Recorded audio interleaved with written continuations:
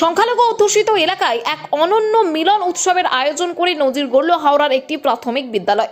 দক্ষিণ ঝাপড়দহ মুসলিম পাড়া ইউপি স্কুলের অনুষ্ঠিত এই মিলন উৎসব ছিল একেবারে ব্যতিক্রমী। এলাকার সমস্ত শিক্ষক শিক্ষিকা সহ স্কুলের সমস্ত ছাত্রছাত্রী মিলিয়ে প্রায় 700-750 জন এই অনুষ্ঠানে উপস্থিত ছিলেন।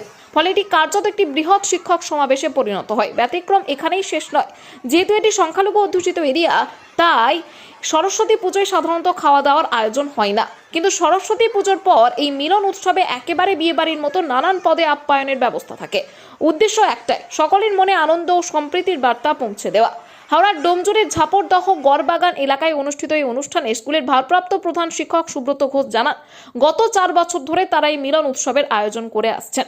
সম্প্রতি স্কুলের প্রধান শিক্ষিকার অবসর গ্রহণের পর তাকেও এই সংবর্ধনা দেওয়া হয়। তিনি আরও জানান, 2021 সাল থেকে বিদ্যালয়টি মডেল স্কুলের স্বীকৃতি পেয়েছে। বর্তমানে স্কুলে রয়েছে স্মার্ট ক্লাসরুম ও সমৃদ্ধ লাইব্রেরি। ছাত্রছাত্রীদের কম্পিউটার শিক্ষার ব্যবস্থাও রয়েছে সেখানে।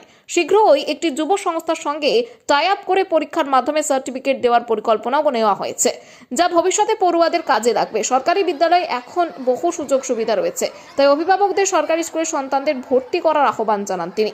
এই মিলন উৎসব শুধুমাত্র একটি অনুষ্ঠান নয়, বরং সম্প্রীতি, শিক্ষার প্রসার এবং সামাজিক ঐক্যের এক উজ্জ্বল দৃষ্টান্ত হয়ে উঠেছে।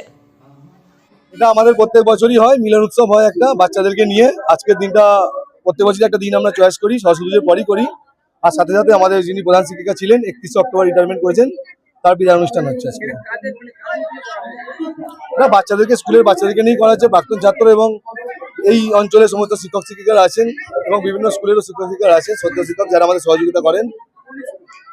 আমাদের স্কুলের নাম হচ্ছে দক্ষিণ ঝাপড়দহ মুসলিম পাড়া ইউপি স্কুল।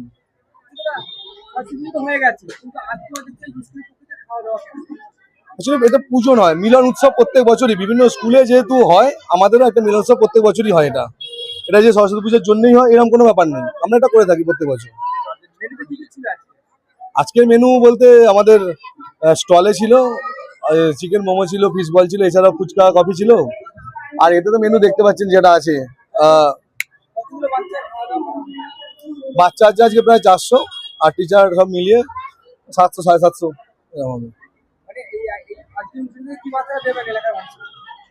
আমরা দেখুন, বিদ্যালয় সরকারি স্কুলে পাঠান, সরকারি স্কুলে বলবো আমরা খুব দায়িত্ব নিয়ে বলি, সরকারি স্কুলে সমস্ত কিছু শিক্ষাই দেওয়া হয়। আজকে দেখেছেন এখানে একটা যোগ ব্যায়ামের উপর একটা নৃত্য করেছে বাচ্চারা, যেটা বিভিন্ন অনেক বড় বড় স্কুলের বাচ্চারা করতে পারবে না। তো তাহলে এখানকার ছেলেরা সব পারে। প্রাইমারি স্কুলেও শিক্ষা দেওয়া হয়, সরকারি স্কুলে পাঠান, আমরা অবশ্যই আপনাদের জন্য আছি, এটুকুনি বলতে পারি। আমাদের এই অনুষ্ঠানটার খরচটা প্রায় দিনই আমরা শিক্ষক শিক্ষিকারাই করে থাকি।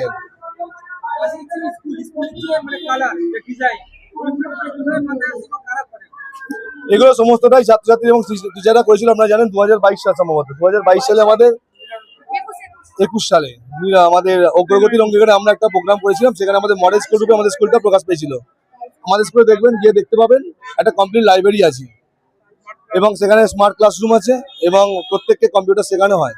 এবং এই বছর থেকে আমরা নতুন করেছি, আমরা সার্টিফিকেট কোর্সও করেছি। আমরা যুবর সঙ্গে একটা টাই আপ আমরা করছি, যাতে করে আমরা স্কুলে শেখাবো, পরীক্ষাটা তাদের ওখানে দেবে, তারা সার্টিফিকেটটা দেবে, যে সার্টিফিকেটটা ভবিষ্যতে কাজে লাগবে।